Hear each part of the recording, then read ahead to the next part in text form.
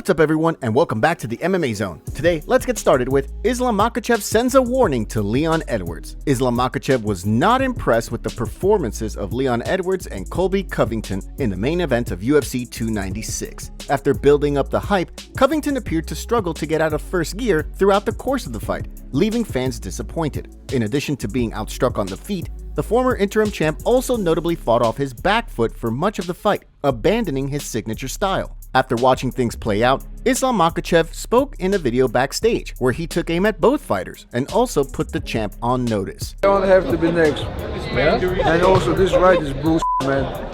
We have to change the champion.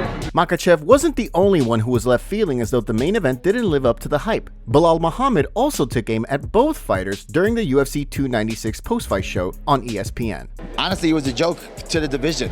That's what happens when you get a bum off the couch who's been out for 2 years, who didn't deserve the shot, and he goes out there and he didn't back up the talk. And for Leon Edwards, you should have backed up your talk too, because for what Colby said, he deserved to have his jaw broken. And I thought Leon should have went out there, he should have embarrassed him and put it on him, but he played that little game. So, while the expectation heading into the fight was that Belal Muhammad would get the next crack at the belt, Dana White was non-committal during the post-fight press conference, leaving the door open to other possibilities. Next up, let's take a look at Dricus du Plessis reacts to Sean Strickland altercation. One of the most talked about fights on Saturday night did not take place inside the octagon. During the broadcast, Sean Strickland was shown on screen, with #1 contender Dricus du Plessis sitting just 2 rows behind him. After a brief back and forth, Strickland was seen ushering welterweight contender Gilbert Burns' family out of the way before launching himself over the chair and unleashing a flurry of strikes on his upcoming opponent. In the wake of the altercation, Dricus du Plessis shared his thoughts backstage while speaking with Megan O'Leary. Of course, I mean, I'm 5-0 in the T-Mobile Arena, and tonight it officially became 6-0, so I'm happy with that. Yeah, I don't really care how he feels. I don't care about him being triggered. You know, he goes and he says whatever he wants, and everybody should. He's just like, calm down, I can say whatever I want.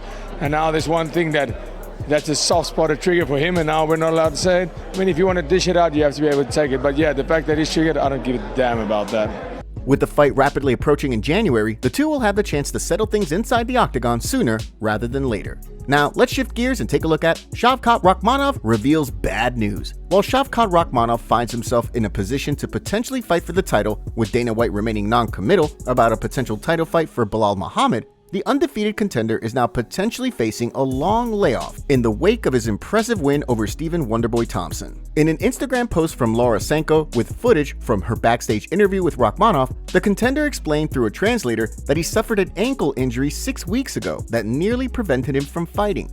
Yeah, I had a very serious injury, and I was even close to pulling up from the fight, but I decided to risk it all, and that's why I didn't kick with my leg, just used my knees, but thanks God I got the victory. According to Sanko, who cited Rakhmonov's coach, Henry Hooft, the Nomad tore his ankle leading up to the fight, with doctors recommending surgery. She wrote, "Henry Hooft told me he tore his ankle badly and should have had surgery but opted to go ahead with the fight. I spoke directly to Shavkat about it and he confirmed, and he said he considered pulling from the fight.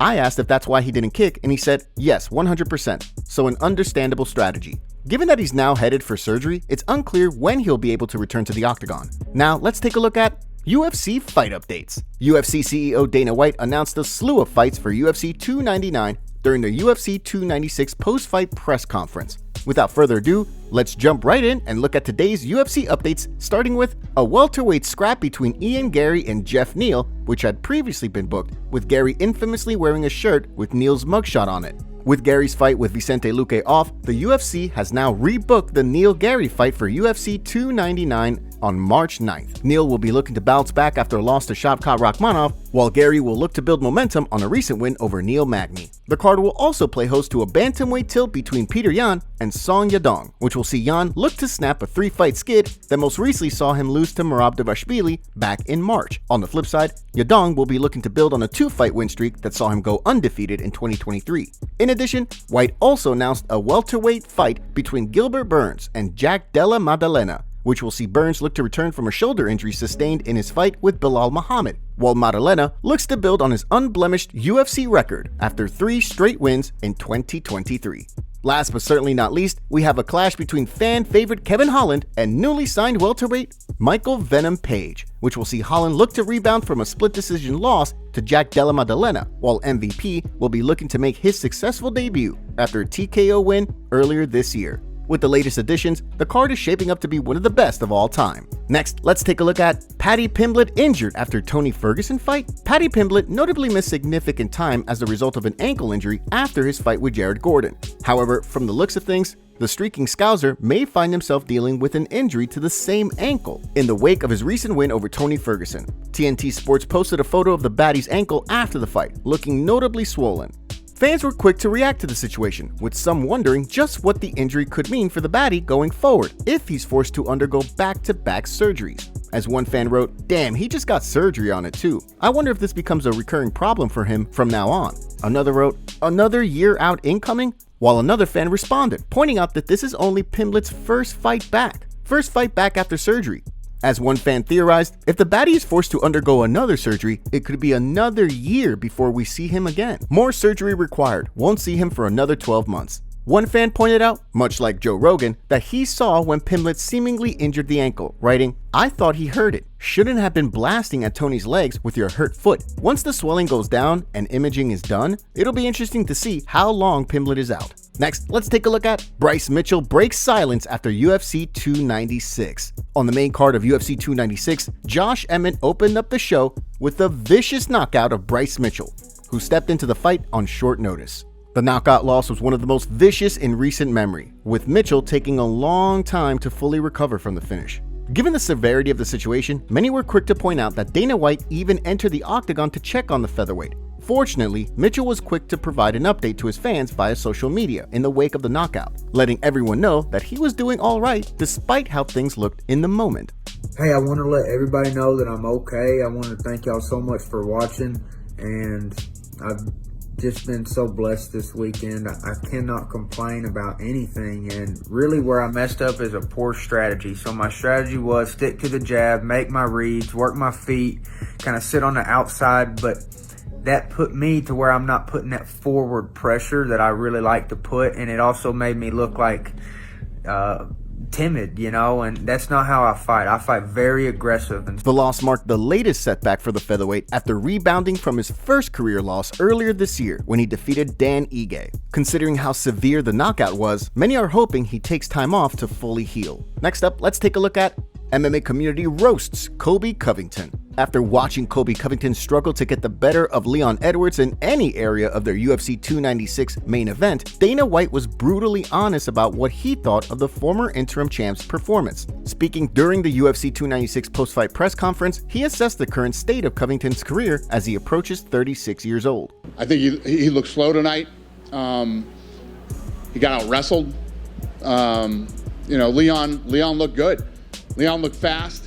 Looked like he had trouble dealing with his speed, and then getting out wrestled too. And not to mention the fact that Leon absolutely destroyed that leg too. And you never know, once you start getting up into your mid-30s, when you're going to show up and just not look like you anymore. Given all the trash talk leading up to the fight, many members of the MMA community were quick to take aim at Covington in the wake of the loss. Ben the Bane Davis posted a picture of Covington from years back, writing, "Colby Covington is taking the loss hard." Movsar Evloev summed things up by writing, "Colby has proven that his strongest muscle is his tongue." Bilal Muhammad captured the general sentiment of the MMA community after the lackluster performance, writing, "Are we done with the Colby thing now? 0-3 title fights." Derek Brunson was quick to crack a joke about former US President Donald Trump potentially turning on Covington like the T-Mobile Arena did after the fight, writing, "Trump just pulled out his phone and reported Colby Covington's phone number to spam." MMA Fighting's deputy editor, Shaheen Al-Shadi, addressed the state of Covington's career after the latest loss, writing, "Colby Covington is ultimately someone with 0 signature wins, 0 wins over currently ranked welterweights, 0-3 in title fights, whose entire reputation was built off 2 losses, who's on the wrong side of his 30s in a young man's division. It is what it is." Dylan Dennis, on the other hand, was quick to crack a joke, writing, "I threw more punches than Colby Covington did." Some were quick to pile on the criticism, with one member of the MMA community writing, Colby Covington now ends his career as nothing but a failure. The single most fraudulent contender the sport has ever seen ends his career as he always spent it, failing to make the most of the many undeserved opportunities he was given. The way Leon Edwards sees things, fans turned on Covington largely because of the comments he made about his father before the fight. The fans turned against him and the media was like, what are you doing? I feel, but he's a coward and he's always been a coward, you know, even if he lost the fight, he keep making excuses. In the wake of the loss, Covington indicated that he would be interested in a fight with Stephen Wonderboy Thompson next. However, it's unclear whether the UFC will look to book that fight. Colby Covington gets exposed after a video came out showing him leaving the arena after his match with Leon Edwards at UFC 296. In the video, you can see Colby visibly injured in the legs, slowly limping out of the arena. At the post-fight press conference, Colby claimed that he took no damage from Leon, and it felt like he wasn't even in a fight. This was clearly a lie and proved that Leon's strategy to compromise his legs definitely worked. Top comments: Colby calling out 40-year-old Wonderboy after he just lost and knowing he is not a grappler was just another pathetic move. Paddy was absolutely right. The fight was a lose-lose for him. Even with the win, now we all think he's just about as good as an aging Tony Ferguson. Bryce Mitchell will never be the same after that KO. If you thought Colby looked awful, just wait until we're forced to watch Conor main event UFC 300. Colby was embarrassing in his fight. He had no right to hold his hands up afterward like he won. Make sure to leave a comment and you might get featured in our next video. Thanks for watching. If you enjoyed, make sure to subscribe and turn on notifications to never miss any MMA news. Check out our video from yesterday if you missed it. See you tomorrow.